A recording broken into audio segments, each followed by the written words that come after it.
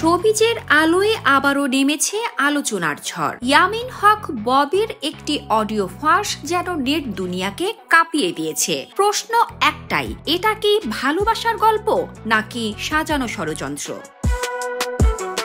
জনপ্রিয় চিত্রনায়িকা ইয়ামিন হক ববি এবং চলচ্চিত্র প্রযোজক ও ব্যবসায়ী মির্জা আবুল বাশার এই দুই নামই এখন সামাজিক যোগাযোগ মাধ্যমে ভাইরাল।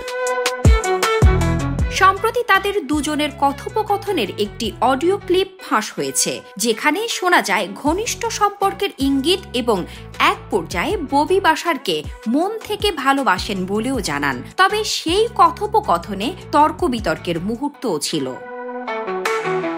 এই আলোচনার সূত্রপাত গত সপ্তাহে, যখন অডিওটি প্রথম ফেসবুকে প্রকাশিত হয়। কিন্তু ববির দাবি, এই কথোপকথন আসলে 2 থেকে 3 বছর আগের পুরনো বিষয়। পুরো ঘটনা ঘটেছে সামাজিক যোগাযোগ মাধ্যমে, যেখানে নেটিজেনরা এখন একে দিয়ে তর্ক বিতর্কে মেতে উঠেছেন।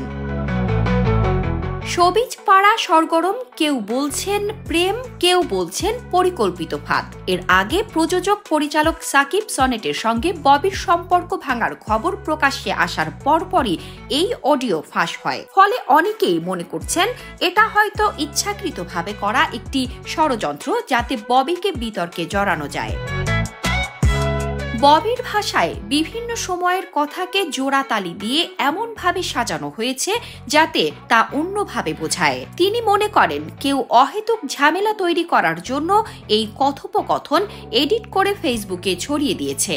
সত্যি কি এটা ছিল ভালোবাসার গল্পের টুকরো, নাকি শোবিজের আরেকটি সাজানো নাটক? উত্তর খুঁজছে দর্শক, আর ববি লড়ছেন নিজের সম্মান রক্ষায়। শোবিজের এই অডিও রহস্যে আরও কি নতুন মোড় আসে, তা নিয়েই এখন সবার নজর।